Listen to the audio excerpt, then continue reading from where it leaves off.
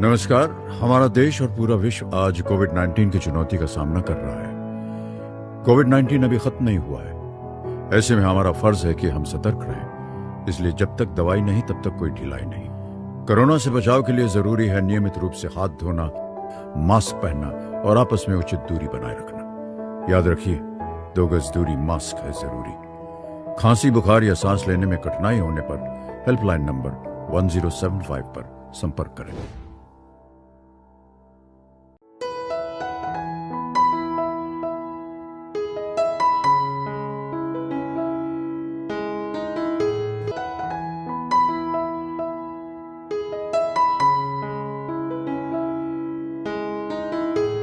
विशेष अवसर पर हम लोग मिल रहे हैं। 2020 अब समाप्त होने को है और 2021 की तैयारी में सब लोग जुटे हैं। नव वर्ष आपके लिए मंगलमय हो। थोड़ा यदि पीछे देखें तो नववर्ष में उत्सव मनाने की परंपरा बेबीलोन सभ्यता में आरंभ हुई। बाद में जूलियस सीजर ने पहली बार ईसा पूर्व 45 वर्ष पहले नववर्ष मनाया था, इसका उल्लेख मिलता है। लेकिन विभिन्न सभ्यता और धर्मों में, पंथों में अलग अलग तिथि को मनाए जाते हैं। जैसे हिब्रू मान्यता है कि ईश्वर को दुनिया बनाने में 7 दिन लगे, इसलिए वो 7 दिन भी रखते हैं अपने दिनों की गणना में। और 7 दिन की समाप्ति के बाद जो लगभग 5 सितंबर के आसपास आता है, वे 8वें दिन से नववर्ष मनाते हैं। इस्लामिक सभ्यता में आप जाएंगे तो उनका हिजरी कैलेंडर है और मुहर्रम के पहले दिन से उनका नववर्ष आरंभ होता है। भारतीय सभ्यता संस्कृति में ज़्यादातर लोग चैत्र शुक्ल प्रतिपदा को नववर्ष मनाते हैं। यहाँ यह पुराणों में उल्लेख है कि सृष्टि का आरंभ ब्रह्मा ने चैत्र शुक्ल प्रतिपदा को किया था। दूसरा उदाहरण मिलता है कि सम्राट विक्रमादित्य ने अपने राज्य की स्थापना इसी दिन की थी और विक्रम संवत का शुभारंभ भी इसी दिन हुआ। प्रभु राम के राज्याभिषेक का दिन भी लोग यही बताते हैं और इसी दिन चैत्र नवरात्र का शुभारंभ होता है। और देखें तो सिंधु सभ्यता में एक झूलेलाल नाम के देवता का वर्णन है, जो वरुण के अवतार हैं। उनका जन्मदिन भी चैत्र शुक्ल प्रतिपदा को हुआ है। युधिष्ठिर का राज्याभिषेक और सिखों के गुरु अंगद देव जी का भी जन्म इसी दिन हुआ। तो ज़्यादातर भारतीय लोग चैत्र शुक्ल प्रतिपदा को नववर्ष मनाते हैं। लेकिन इधर कुछ वर्षों से 1 जनवरी को नववर्ष मनाने की, उसका उत्सव, उसका उत्साह, मज़े करने की परंपरा शुरू हो गई है। और बड़ी संख्या में, कई बार तो लोग यह भी बोलते हैं कि पाश्चात्य देशों से ज़्यादा भारत में लोग उस दिन मंदिर जाते हैं, उस दिन पार्क में जाते हैं, घूमते हैं, खाते पीते हैं और मज़े करते हैं। ये मज़े का दिन भी है और वास्तव में नए वर्ष को नए उत्साह और उमंग के साथ हमें मनाना भी चाहिए। तो अलग अलग तरह से लोग नववर्ष मनाते हैं। लेकिन अभी मैं बात कर रहा हूँ 1 जनवरी 2021 को जो नववर्ष आ रहा है, वह आपके लिए सुखमय हो। उस दिन आप कुछ संकल्प करें। कई बार हर वर्ष हम प्रतिज्ञा करते हैं कि हम प्रतिदिन व्यायाम करेंगे, प्रतिदिन इतने देर पढ़ेंगे, अपने कैरियर के लिए, अपने स्वभाव के लिए, अपने जीवन में आर्थिक उन्नति के लिए काम करेंगे, लेकिन हम कर नहीं पाते। एक कवि ने लिखा है कि शपथ लेना तो सरल है पर निभाना है कठिन। तय करने के बाद यदि हर दिन हम उसे नहीं करेंगे तो शायद उस लक्ष्य को हम प्राप्त नहीं कर पाएंगे। इसलिए जो भी संकल्प आप नववर्ष में लेते हैं, छोटे संकल्प लें, पूरा करने वाले संकल्प लें, लेकिन उसको निश्चित रूप से निभाएं। इस अवसर पर मैं एक कहानी भी आपको सुनाना चाहता हूँ। कहानी क्या है? वो तो घटना है, लेकिन चूँकि काफ़ी पुरानी है इसलिए लोग कहानी के रूप में बताते हैं। अपने यही नालंदा के इलाके में एक बहुत ही प्रसिद्ध योग भिक्षु हुए थे, जो बुद्ध के अनुयायी थे और उनका नाम था नागार्जुन। वो इतने तपस्या में तल्लीन रहते थे कि ऐसे मठ में वो रहते थे जहाँ लोगों का कम आना जाना हो। शांतिपूर्वक अपनी आराधना में, अपनी तपस्या में लगे रहते थे। उस इलाके में उसकी बहुत चर्चा थी कि नागार्जुन बहुत ही सिद्ध पुरुष हैं। तो वहाँ के जो राजा थे उन्होंने एक दिन उनको भोजन पर आमंत्रित किया और भोजन करने के बाद जब वो चलने लगे तो रानी ने सोने से बना हुआ एक कटोरा भिक्षा पात्र के रूप में वो दिया। फिर उन्होंने प्राप्त कर लिया। वो आए और चले अपने मठ की ओर। उस इलाके में एक बहुत नामी चोर रहता था जो संपत्ति चुराता था। उसे जानकारी मिली कि नागार्जुन तो सोने का कटोरा लेके जा रहा, क्यों नहीं रात में मैं चोरी कर लूँ। वो शाम में ही जाके बैठ गया झाड़ियों में जिस मठ में रहते थे उसके पास कि रात में जब नागार्जुन सो जाएंगे तो मैं उसे चोरी कर लूँगा। लेकिन हुआ तो उल्टी बात। नागार्जुन ज्यों ही अपने मठ में पहुँचे कटोरा लिया और झाड़ी में फेंक दिया। चोर उस कटोरे को पा गया, दौड़ा हुआ घर गया, बड़ा खुश हुआ। लेकिन जब रात में सोने को हुआ तो उसको नींद नहीं आई। वह सोचा अरे कहीं दूसरा कटोरा तो नहीं है, आखिर उस फेंक क्यों देगा, हम तो चोरी करने वाले थे। सुबह सुबह पहुंचता है नागार्जुन के पास, कुंडी खटखटाता है। नागार्जुन बाहर आते हैं, प्रणाम करके पूछता है कि आपने कटोरा क्यों फेंक दिया, वो तो सोने का था, बहुत ही महंगा था और रानी ने बड़ी श्रद्धा से आपको भेंट किया। नागार्जुन ने कहा कि उससे ज़्यादा सोना मेरे भीतर है, इसलिए उसकी अहमियत मेरे लिए नहीं है, वो बोझ है मेरे लिए, इसलिए मैंने उसे फेंक दिया। फिर वो लौट गया। 2-4 दिनों बाद फिर उसको नींद नहीं आई। उसने सोचा कि अरे इससे ज़्यादा सोना उनके पास है तो क्यों नहीं उसी को पता करें कि कैसे मिलेगा। फिर वो नागार्जुन के पास पहुंचता है और प्रणाम करके कहता है कि आपने कहा कि इससे भी ज़्यादा सोना आपके पास है, क्या वो मुझे नहीं बताएंगे। तो उन्होंने कहा हाँ बताऊंगा। तो बताइए आज। बोला नहीं, इसके लिए तुम्हें पात्र बनना पड़ेगा, अच्छा कुछ काम करना पड़ेगा। बताइए। मैं तो चोरी करता हूँ, उसको तो मैं छोड़ नहीं सकता, वही मेरी जीविका है। तो उन्होंने कहा कि ठीक है तुम चोरी करो, लेकिन चोरी जो करना वो सावधानी से करना और सोच के करना, किसका कर रहा हूँ, किसके लिए कर रहा हूँ। बहुत अच्छी बात। चोर उस दिन चोरी करने गया।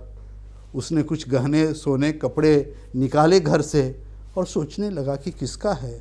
तो ध्यान में आया कि गृहस्थ की बेटी की शादी 4 दिनों के बाद होने वाली है। उसी के कपड़े और गहने उसने इंतजाम किया है। वो सामान नहीं लिया और वहीं छोड़ दिया। आया नागार्जुन के पास कि जब मैं सोचने लगता हूँ तो मैं चोरी नहीं कर पाता हूँ।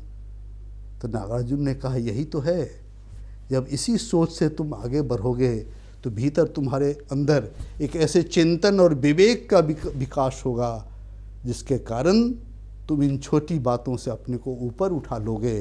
जीवन में सुख शांति भी मिलेगी और तुम अपने आप को एक मनुष्य के रूप में प्रतिष्ठित पाओगे। लोग कहते हैं कि बाद में वह भी बौद्ध भिक्षु हो गया और नागार्जुन के साथ मिलकर के पारे से सोना कैसे बनाया जाए इसकी विधि की किताब लिखी। और जब भी किसी राजा को जनता की सहायता के लिए अकाल में, दुर्भिक्ष में ज़रूरत होती थी तो उस विधि से ये सोना बना करके उसको देते थे। नववर्ष पर मैंने नालंदा के महान बौद्ध भिक्षु नागार्जुन की कहानी आपको सुनाई। कहानी कहती है कि भीतर के सोना को पहचानें और उसको जागृत करें। मेरी अंतरात्मा वो जब मजबूत होगी, मेरे पुरुषार्थ मजबूत होंगे तो हम जीवन में सफल होंगे और कठिनाइयों को भी कम करेंगे। हम सभी अपने अंतरात्मा को विकसित करें, उन्नत करें, आगे बढ़ें।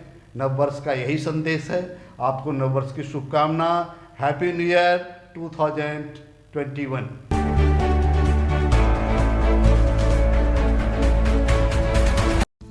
कोरोना वायरस का खतरा होगा कम जब हाथों को बार बार धोएंगे हम। साथियों, जब आपके हाथ गंदे हों, खांसने और छींकने के बाद, किसी भी सतह या वस्तु को छूने के बाद, शौचालय के इस्तेमाल के बाद, खाना बनाने, परोसने, खाने से पहले और खाना खाने के बाद अपने हाथों को 20 सेकंड तक साबुन और पानी से अच्छी तरह धोएं। पानी को बर्बाद ना करें। हाथों को साबुन से मलते समय पानी का नल बंद रखें। हाथ धोते समय आप हाथ धोने के चरणों का पालन करें। पहले हथेली से हथेली, फिर हथेलियों के पीछे, अंगुलियों के बीच में, अंगुलियों के पीछे, अंगूठे के तले पर और आखिर में अंगुली के नाखूनों को अच्छी तरह धोएं।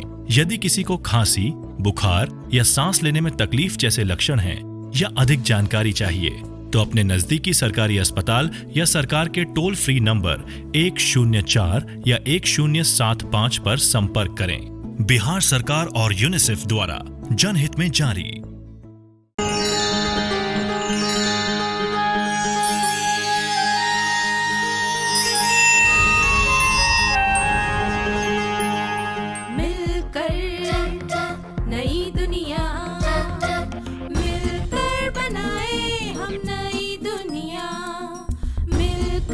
जीत ले हम सारी दुनिया। प्लीज हमें आज खोने दो, रोज उसे थोड़ा बढ़ने दो। छू लेंगे आकाश हम, मन के विचार हकीकत बने। सिद्धि फल से आनंद देंगे, कोशिश कर बढ़े, सोच बुलंद करे।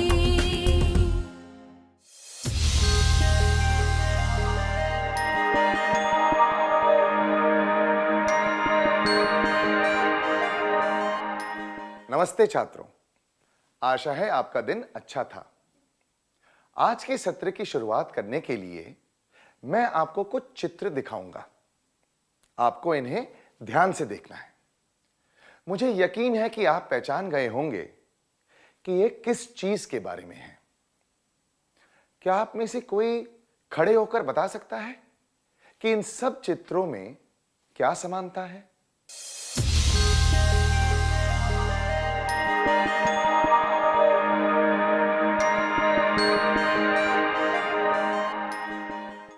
सही कहा। हम एक गंभीर समस्या के बारे में बात कर रहे हैं जो हर जगह पाई जाती है। धौंस जमाना और धमकी देना। धौंस और धमकी का मतलब क्या होता है? कुछ लोग ऐसे ही मजा लेने के लिए धमकी देते हैं या धौंस जमाते हैं। वे अपनी ताकत का इस्तेमाल करके किसी दूसरे व्यक्ति को धमकाते या उसका मजाक उड़ाते हैं। आइए फिर से कहें, कुछ लोग ऐसे ही मजा लेने के लिए धमकी देते हैं या धौंस जमाते हैं। वे अपनी ताकत का इस्तेमाल करके किसी दूसरे व्यक्ति को धमकाते या उसका मजाक उड़ाते हैं। उदाहरण के लिए मान लीजिए कि एक व्यक्ति हकलाता है, तो धौंस जमाने वाले व्यक्ति को उसकी नकल करके उसका मजाक उड़ाने में मजा आता है। क्या हम एक और उदाहरण देखें? कल्पना कीजिए कि 5वीं कक्षा के कुछ छात्र स्कूल के मैदान में फुटबॉल खेलने जाते हैं। तभी 10वीं कक्षा के छात्र भी वहां खेलने आ जाते हैं। वे उन्हें कहते हैं कि फुटबॉल हमारे जैसे बड़े लोगों का खेल है, यहां से भाग जाओ और जाकर लुक्का छिपी खेलो। धौंस या धमकी केवल दो लोगों के बीच नहीं होती, दो समूहों के बीच भी हो सकती है। कभी कभी एक समूह किसी व्यक्ति को धमका सकता है या फिर इसका उल्टा भी हो सकता है। हम सब ने कभी ना कभी धौंस या धमकी का सामना किया होगा, है ना? शायद हमने कभी किसी और को धमकाया भी होगा, है कि नहीं? आइए धौंस और धमकी के बारे में कुछ और जानने की कोशिश करें। क्या हाल ही में किसी ने आपको धमकाया या आप पर धौंस जमाई है? क्या आप इस अनुभव के बारे में अपने मित्र को बता सकते हैं? आपको यह बताना है कि आपके साथ क्या हुआ था।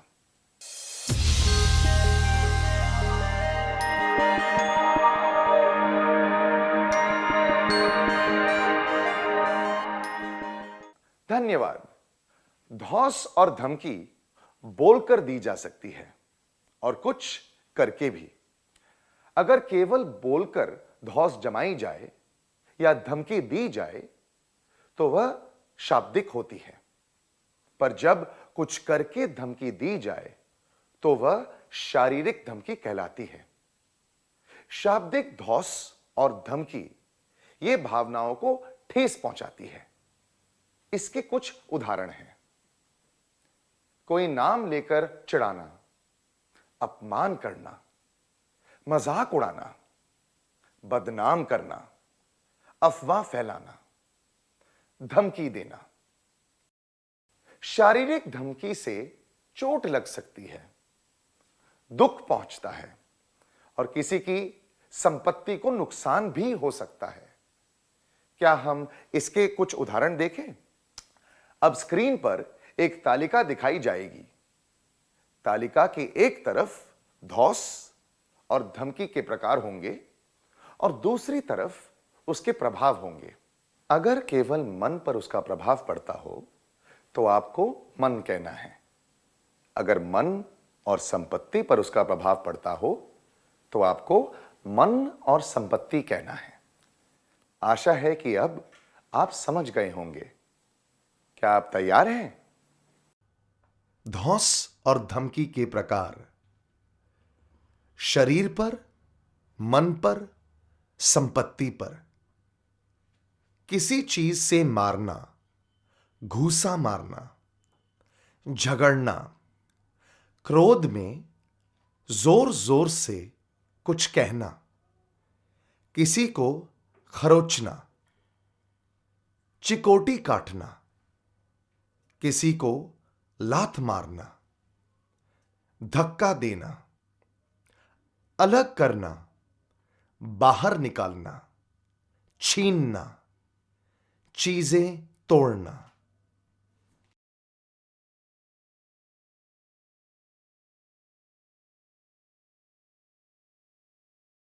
बहुत बढ़िया छात्रों। तो हमने ये जाना कि धमकी और धौंस से शारीरिक, मानसिक और शाब्दिक रूप से कष्ट पहुंचता है। आइए अब जानें कि सताए हुए व्यक्ति पर इसका क्या असर पड़ता है। जब किसी ने आपको धमकाया या धौंस जमाई तो आपको कैसा लगा? आपको इस भावना से संबंधित शब्द एक कागज पर लिखने हैं। उदाहरण के लिए, अगर किसी ने आपको धमकाया और आपको उससे डर लगा तो आपको डर लिखना है।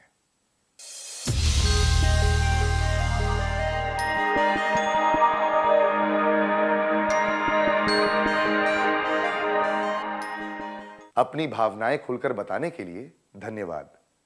आपको बहुत दुख पहुंचा होगा। हमने अपने जीवन में धौंस और धमकी से जुड़ी कई घटनाओं के बारे में सुना और पढ़ा है। धौंस और धमकी से सताए हुए व्यक्ति पर बहुत असर पड़ता है। आइए इसके बारे में और जानें। सताए हुए व्यक्ति पर किस तरह का असर पड़ता है? गहरी उदासी, डर, अकेलापन, चिंता, आत्मसम्मान की कमी, शारीरिक बीमारियां, आत्महत्या करने के विचार। आमतौर पर हम धौंस और धमकी पर ज्यादा ध्यान नहीं देते, पर कभी-कभी इसका असर हमेशा के लिए रह जाता है। कभी-कभी कुछ बच्चे स्कूल जाने से डरते हैं या किसी से बात नहीं करना चाहते। कुछ बच्चों को लगता है कि कोई उन्हें अपने साथ नहीं रखना चाहता। इस वजह से वे चिंतित और परेशान रह सकते हैं। इससे उनका आत्मविश्वास कम हो सकता है। इससे उनकी सेहत पर भी असर पड़ सकता है, जैसे कि बार-बार सिर दर्द होना या फिर कोई और तकलीफ। संवेदनशील व्यक्ति गहरी उदासी का शिकार बन सकते हैं। कुछ लोगों के मन में आत्महत्या करने के विचार भी आ सकते हैं। तो हमने जाना कि सताए हुए व्यक्ति पर किस तरह के प्रभाव पड़ सकते हैं। लोग दूसरों को धौंस या धमकी क्यों देते हैं? इसके कई कारण हैं। आइए यह जानने के लिए हम एक परिस्थिति पर ध्यान दें। निशा और मान्या अच्छे दोस्त हैं। वे दोनों बहुत अच्छा भाषण देते हैं। उन्होंने स्कूल में और स्कूल के बाहर बहुत प्रतियोगिताएं जीती हैं। अनीता में ये कौशल नहीं है, इसलिए वे दोनों को बातूनी कहकर चिढ़ाती हैं। कुछ लोगों को यह सुनकर मजा आता है, इसलिए वे अनीता को उकसाते हैं ताकि वह निशा और मान्या को चिढ़ाए।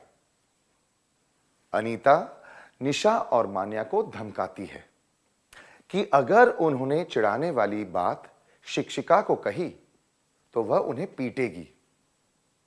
एक दिन एक प्रतियोगिता में मान्या निशा से हार जाती है। फिर मान्या भी अनीता के साथ निशा का मजाक उड़ाने लगती है, पर निशा उनकी बात पर ध्यान नहीं देती। इस उदाहरण से क्या आप समझ पाएं कि धमकी और धौंस की शुरुआत कैसे होती है? क्या हम उन कारणों की सूची बनाएं जिनकी वजह से धमकी और धौंस की शुरुआत होती है? खुद को दूसरों से कम समझना, लोगों के बीच में जो अंतर या भेदभाव होते हैं उन्हें स्वीकार न कर पाना, ऐसा मानना कि धौंस और धमकी देने में मजा आता है। दूसरों का ध्यान खींचना, जो लोग धौंस और धमकी देते हैं उनकी नकल उतारने की चाह, अपनी ताकत दिखाने की इच्छा रखना। ईर्ष्या, धौंस और धमकी देने में दूसरों का साथ देना, किसी की धमकी या धौंस का शिकार होना। कुछ लोगों को दूसरों का ध्यान खींचना अच्छा लगता है। कुछ लोगों को यह लगता है कि धौंस और धमकी देने से वे ताकतवर दिखेंगे। कुछ लोग सोचते हैं कि इससे वे लोगों के बीच मशहूर हो जाएंगे। कभी-कभी ईर्ष्या की वजह से भी लोग ऐसा करते हैं। जब वे किसी के पास कोई अच्छी चीज देखते हैं, जैसे कि पेन या पेंसिल, तो वो जबरदस्ती उसे पाना चाहते हैं। कभी कोई कमजोर व्यक्ति मिल जाए तो अपनी ताकत दिखाने के लिए लोग उसे दूसरों से अलग करने की कोशिश करते हैं। किसी व्यक्ति के तौर तरीके औरों से अलग हों तो कुछ लोगों को उसे चिढ़ाने में मजा आता है। कुछ लोग बदला लेने के लिए दूसरों को बदनाम करते हैं और उनके बारे में उल्टी सीधी बातें कहते हैं।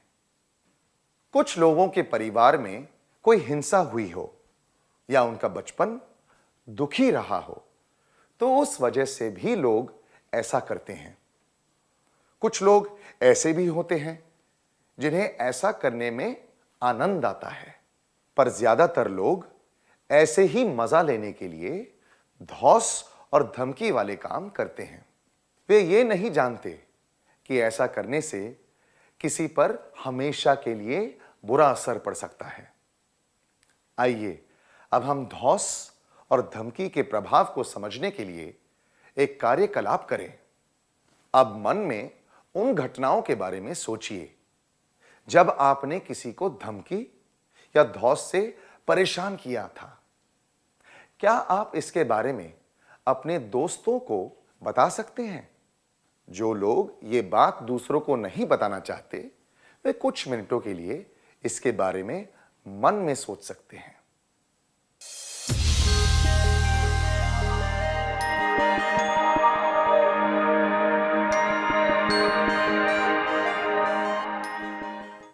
अपने अनुभवों के बारे में खुलकर बताने के लिए धन्यवाद। धौंस और धमकी वाले काम दो धारी तलवार की तरह होते हैं। इससे धौंस जमाने वाले और धौंस सहने वाले व्यक्ति दोनों पर नकारात्मक असर पड़ता है।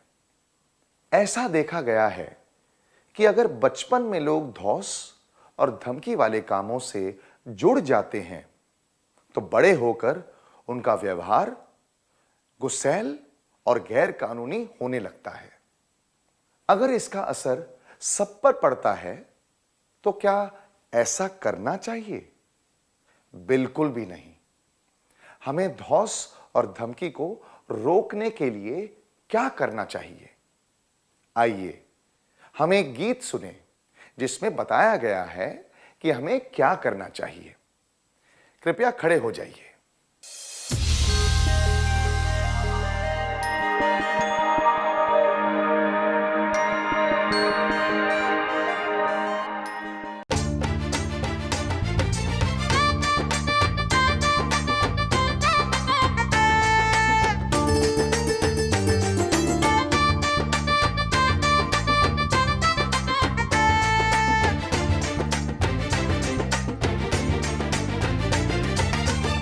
रहो, असभ्यता से दूर रहो, अंकुर से उखेड़ो उसको, अंकुर से उखेड़ दो।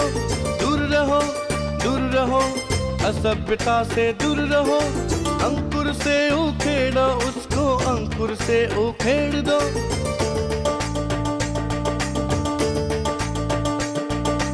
शब्द और कार्य से दूसरों की भावना को ठेस न पहुंचा के असभ्यता से दूर रहो। शब्द और कार्य से दूसरों की भावना को ठेस न पहुंचा के असभ्यता से दूर रहो। दूर रहो, असभ्यता से दूर रहो, अंकुर से उखेड़ो उसको, अंकुर से उखेड़ दो। दूर रहो, असभ्यता से दूर रहो, अंकुर से उखेड़ो उसको, अंकुर से उखेड़ दो।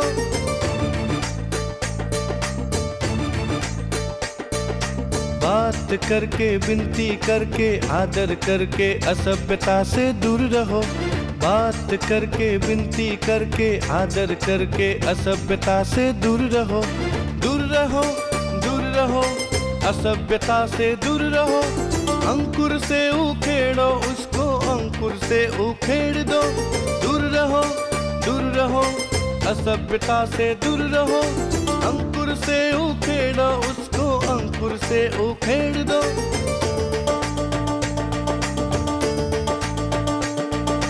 विनम्र बन के, ध्यान लगा के, परिणाम सोचकर असभ्यता से दूर रहो। विनम्र बन के, ध्यान लगा के, परिणाम सोचकर असभ्यता से दूर रहो। दूर रहो, असभ्यता से दूर रहो, अंकुर से उखेड़ो उसको, अंकुर से उखेड़ दो। दूर रहो, असभ्यता से दूर रहो, अंकुर से उखेड़ो उसको, अंकुर से उखेड़ दो।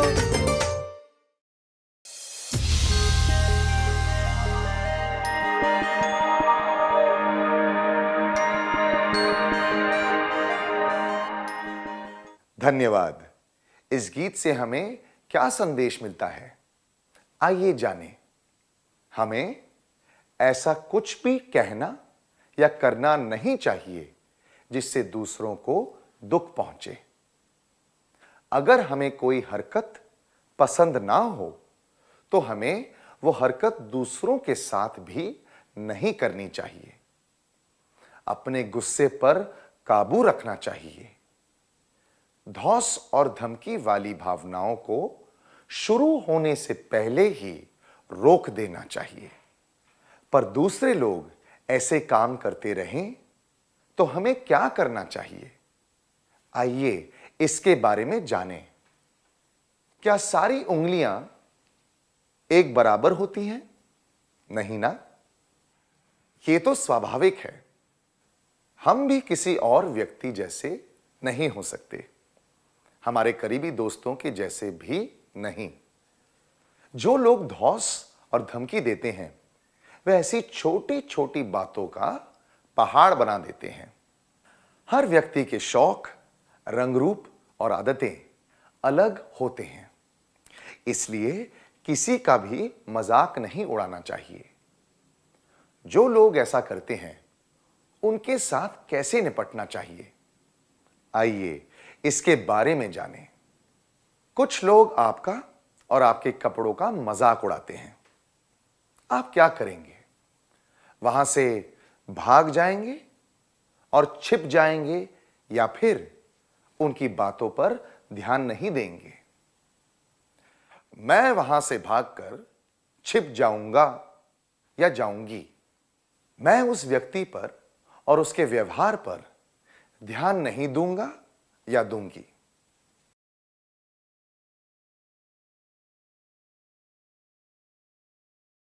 धौंस और धमकी से निपटना मुश्किल होता है, पर आपको यह याद रखना है कि परेशानी का कारण आप नहीं हैं, धौंस जमाने वाला व्यक्ति है। सुरक्षित महसूस करना आपका अधिकार है। ज्यादातर घटनाओं में धौंस जमाने वाले व्यक्ति पर ध्यान न देना ठीक रहता है। जब सामने वाला कमजोर पड़ जाता है तो इससे धौंस जमाने वाले व्यक्ति को ताकत मिलती है। पर आप उस पर ध्यान ही ना दें तो वो आपको परेशान करने का प्रयास छोड़ देगा। उदाहरण के लिए, राजेंद्र थोड़ा मोटा है, इसलिए उसके दोस्त उसे राजन लड्डू कहकर बुलाते हैं। उसे यह बात अच्छी नहीं लगती, पर बाद में उसने उन पर ध्यान देना छोड़ दिया। तब उन्होंने भी राजेंद्र को उस नाम से चिढ़ाना छोड़ दिया। हमें किसी भी धौस और धमकी पर और धौस जमाने वाले पर ध्यान नहीं देना चाहिए। फिर से कहिए, हमें किसी भी धौस और धमकी पर और धौस जमाने वाले पर ध्यान नहीं देना चाहिए। आपके ध्यान न देने के बावजूद अगर कोई व्यक्ति धौस जमाता रहे तो आपको क्या करना चाहिए? क्या आप उसका मुकाबला करेंगे या फिर किसी समूह में शामिल होकर उससे बचने की कोशिश करेंगे? मैं उसका मुकाबला करूंगा या करूंगी। मैं किसी समूह में शामिल होकर उससे बचने की कोशिश करूंगी या करूंगा। आमतौर पर धौस जमाने वाले लोग ऐसे लोगों को परेशान नहीं करते जो किसी समूह में हो। वे छोटे उम्र के लोगों को परेशान करते हैं जो अकेले घूम रहे हों या फिर नई जगह पर हो। अगर हम एक समूह में अपने दोस्तों के साथ हों तो धौस जमाने वाले व्यक्ति शायद हम तक पहुंचने की कोशिश ना करें। क्या अब हम एक कार्यकलाप करें? कार्तिक अपनी नानी से मिलने जा रहा है। रास्ते में वो देखता है कि एक व्यक्ति दूर से किसी को धमका रहा है, तो व्यक्ति दौड़कर एक बस में चढ़ जाता है। कार्तिक देखता है कि धमकी देने वाला व्यक्ति उसकी तरफ आ रहा है। उसके डर से कार्तिक पास में खड़े कुछ लोगों के साथ जाकर खड़ा हो जाता है। क्या आप में से कुछ छात्र इसका अभिनय करके दिखा सकते हैं? कृपया स्वेच्छा से आगे आ जाएं।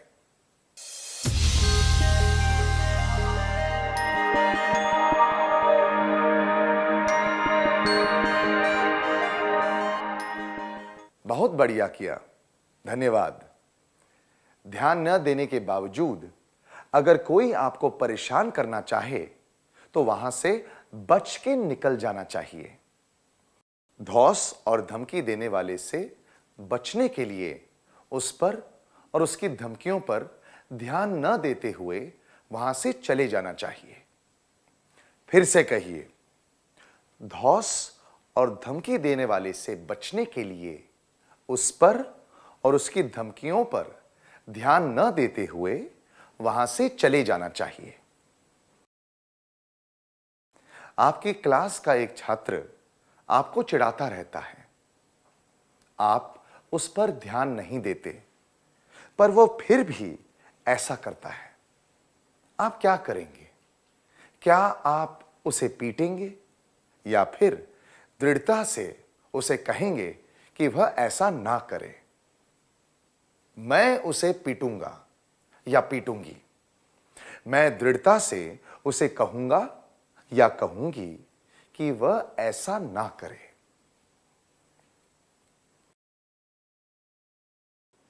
कई लोग अपनी कमियों को छिपाने के लिए कठोर और ताकतवर दिखने की कोशिश करते हैं। अगर हम उनके साथ दृढ़ता से बात करें तो वे हमें परेशान नहीं कर पाएंगे। आइए ये समझने के लिए एक उदाहरण देखते हैं। जब बलदेव स्कूल के मैदान में खेलने जाता है तो करीम उसे चिढ़ाता है, पर बलदेव उस पर ध्यान नहीं देता। एक दिन बलदेव सोच लेता है कि वह करीम का सामना करेगा। जब करीम उसे छेड़ने और चिढ़ाने लगता है तो बलदेव उसके चेहरे के सामने जाकर दृढ़ता से कहता है, देखो, अगर तुमने ये सब बंद नहीं किया तो मैं शिक्षिका से शिकायत कर दूंगा। बलदेव की गंभीर आवाज सुनकर वो चुपचाप वहां से चला जाता है। दूसरे शब्दों में कहें तो पहले हमें धमकी और धौंस पर ध्यान नहीं देना चाहिए, पर इससे बात न बने तो हमें धौंस जमाने वाले व्यक्ति को दृढ़ता से मना करना चाहिए। धौंस जमाने वाले व्यक्ति से निपटने के लिए हमें उसके साथ दृढ़ता से पेश आना चाहिए। फिर से कहिए, धौंस जमाने वाले व्यक्ति से निपटने के लिए हमें उसके साथ दृढ़ता से पेश आना चाहिए। मान लीजिए कि बड़ी कक्षा में पढ़ने वाला कोई छात्र आपका खाना या आपकी चीजें छीन रहा है। आप उसकी बातों पर ध्यान ना दें, उसके साथ दृढ़ता से बात करें, फिर भी वो आपको परेशान करे, तो आप क्या करेंगे? क्या आप किसी और बड़े छात्र को बुलाकर उसे धमकाएंगे या फिर किसी समझदार और विश्वसनीय व्यक्ति से मदद लेंगे? मैं किसी और बड़े छात्र को बुलाकर उसे धमकाऊंगा या धमकाऊंगी। मैं किसी समझदार और विश्वसनीय व्यक्ति जैसे कि शिक्षक, माता पिता की मदद लूंगा या लूंगी।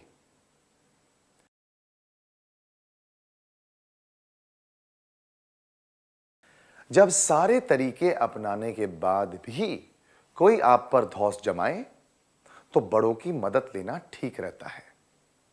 अगर आप अपनी परेशानी के बारे में बोलकर नहीं बता सकते तो उसे लिखकर समझाया जा सकता है।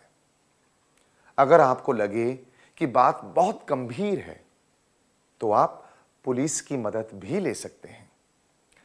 किसी और छात्र को बुलाकर दूसरों को धमकाना उचित नहीं होगा। ऐसा करने से जरूरी नहीं है कि दूसरा व्यक्ति आपको परेशान करना बंद कर दे। धमकी और धौंस से निपटने के लिए किसी और को धमकी देना उचित नहीं होगा। इससे समस्या और बढ़ सकती है। इसलिए बड़ों की मदद लेना ही सबसे अच्छा होता है। धौंस जमाने वाले व्यक्ति से निपटने के लिए हमें बड़ों की मदद लेनी चाहिए जिन पर हमें विश्वास हो। आइए फिर से कहें, धौंस जमाने वाले व्यक्ति से निपटने के लिए हमें बड़ों की मदद लेनी चाहिए जिन पर हमें विश्वास हो। तो अब आप समझ गए होंगे कि किसी व्यक्ति या समूह द्वारा दी गई धमकी और धौंस से कैसे निपटना चाहिए। क्या आप में से कोई छात्र धौंस से निपटने के तरीकों को एक बार दोहराएगा?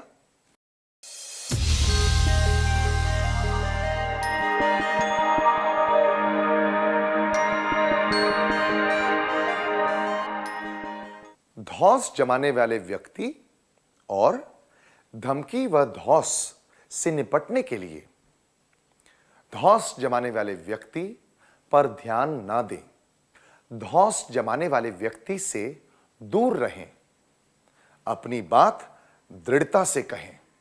धमकी और धौंस ना रोके तो किसी जिम्मेदार और विश्वसनीय व्यक्ति से मदद लें। क्या अब हम एक शपथ लें? कृपया खड़े हो जाएं।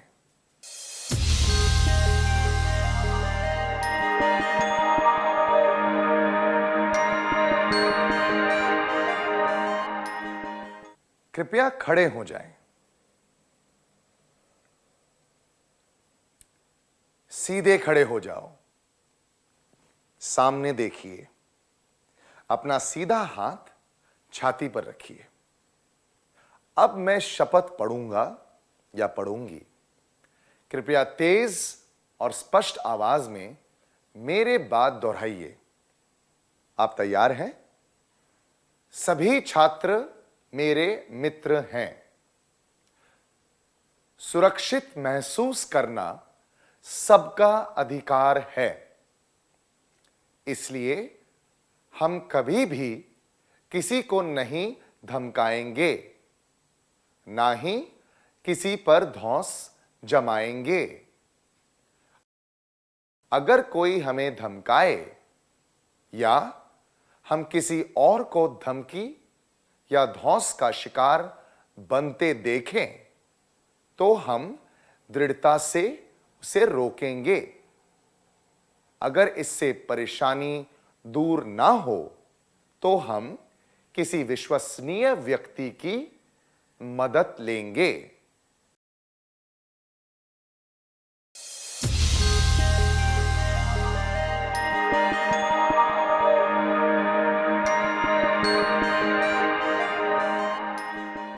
मुझे यकीन है कि शपथ लेने के बाद आप में से कोई भी व्यक्ति धमकी और धौंस से जुड़ी हरकत नहीं करेगा। क्या हम आज के सत्र का सार संक्षेप कर लें?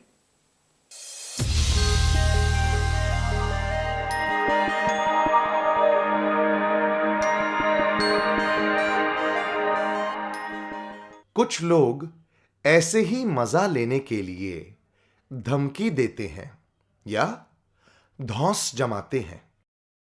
वे अपनी ताकत का इस्तेमाल करके किसी दूसरे व्यक्ति को धमकाते या उसका मजाक उड़ाते हैं। धमकी और धौंस शाब्दिक या शारीरिक हो सकते हैं। इनसे शरीर, मन और संपत्ति को हानि पहुंचती है। धौंस जमाने वाले व्यक्ति लोगों का ध्यान खींचना चाहते हैं। कुछ लोग अपनी कमियों को छिपाने के लिए आक्रामक व्यवहार करते हैं। धौंस और धमकी वाले काम दो धारी तलवार की तरह होते हैं। इसमें धौंस जमाने वाले और धौंस सहने वाले दोनों व्यक्तियों पर नकारात्मक असर पड़ता है। समानुभूति और मैत्रीपूर्ण वार्तालाप द्वारा धमकी और धौंस को दूर रखा जा सकता है। धमकी और धौंस से निपटने के कुछ आसान तरीके हैं। ध्यान न देना, दूर रहना, दृढ़ता से बात करना और विश्वसनीय लोगों की मदद लेना। बहुत अच्छी तरह सार संक्षेप किया। क्या अब हम कुछ गृह कार्य लिख लें ताकि हमें ये बातें अच्छी तरह याद रहें?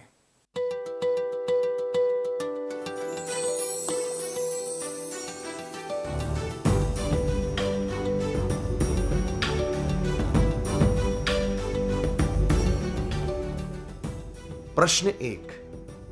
आपके दोस्त आपको उकसा रहे हैं कि आप क्लास में आए एक नए छात्र को चिढ़ाएं। आप क्या करेंगे? जवाब: मैं अपने दोस्तों से कहूंगा या कहूंगी कि ये गलत है। मैं उसे चिढ़ाने से मना कर दूंगा या दूंगी। मैं अपने दोस्तों के साथ उसे चिढ़ाऊंगा या चिढ़ाऊंगी। प्रश्न 2। आपके एक दोस्त को भूलने की आदत है, इसलिए आपके दूसरे दोस्त उसे चिढ़ाते हैं। आप क्या करेंगे? जवाब: मैं चुपचाप बैठा रहूंगा या रहूंगी। मैं अपने दोस्तों को चेतावनी दूंगा या दूंगी कि उन्हें ऐसा नहीं करना चाहिए। मैं अपने दोस्तों के साथ उसे चिढ़ाऊंगा या चिढ़ाऊंगी। प्रश्न 3। स्कूल के बड़े छात्र रोज आपके खाने का डिब्बा छीनकर ले जाते हैं। आपके मना करने पर भी वे ऐसा करते हैं। आप उन्हें क्या कहेंगे? जवाब: मैं जोर से रोऊंगा या रोऊंगी। मैं उन्हें देखकर भाग जाऊंगा या जाऊंगी। मैं इसके बारे में शिक्षक को बताऊंगी और उनकी मदद लूंगा या लूंगी।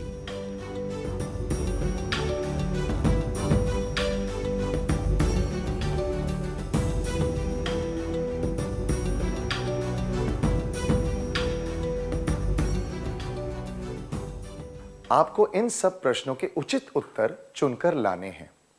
अगली क्लास में हम इनके बारे में चर्चा करेंगे, ठीक है? क्या हम सत्र समाप्त करने से पहले आज का गीत फिर से गाएं? कृपया खड़े हो जाइए।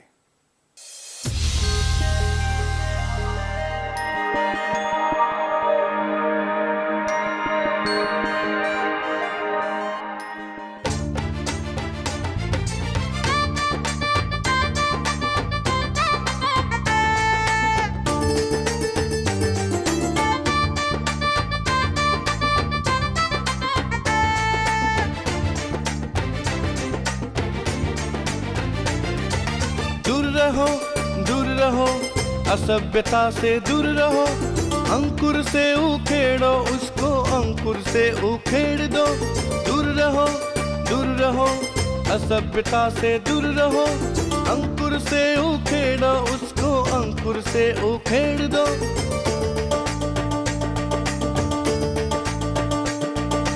शब्द और कार्य से दूसरों की भावना को ठेस न पहुंचा के असभ्यता से दूर रहो। शब्द और कार्य से दूसरों की भावना को ठेस न पहुंचा के असभ्यता से दूर रहो। दूर रहो, असभ्यता से दूर रहो, अंकुर से उखेड़ो उसको, अंकुर से उखेड़ दो। दूर रहो, असभ्यता से दूर रहो, अंकुर से उखेड़ो उसको, अंकुर से उखेड़ दो।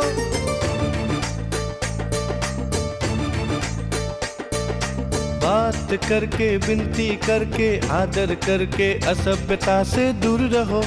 बात करके, विनती करके, आदर करके असभ्यता से दूर रहो।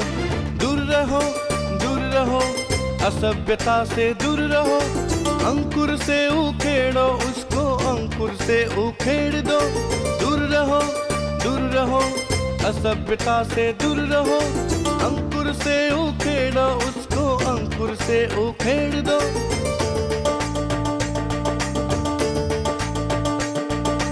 विनम्र बन के ध्यान लगा के परिणाम सोचकर असभ्यता से दूर रहो। विनम्र बन के ध्यान लगा के परिणाम सोचकर असभ्यता से दूर रहो। दूर रहो, असभ्यता से दूर रहो, अंकुर से उखेड़ो उसको, अंकुर से उखेड़ दो। दूर रहो, असभ्यता से दूर रहो, अंकुर से उखेड़ो उसको, अंकुर से उखेड़ दो।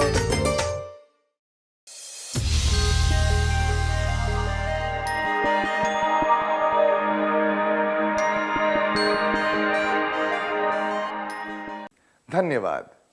नमस्ते छात्रों, फिर मिलेंगे।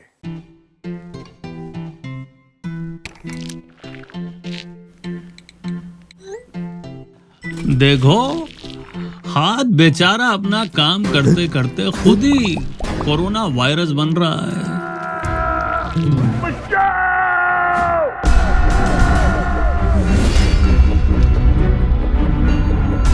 तुम मुझे 20 सेकंड दो, मैं तुम्हें इस वायरस से आजाद करूंगा। ये ले, ये भी ले।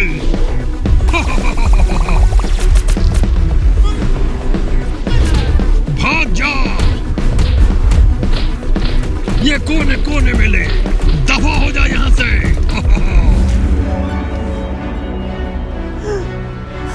मैं जीत गया। मिलते रहना दिन में कई बार। हाथों को मलमल के स्वच्छ करेंगे साबुन और साफ जल से। याद रखेंगे सुमन के एस सीधे हाथ साबुन मल के, यू उल्टे हाथ रगड़ रगड़ के।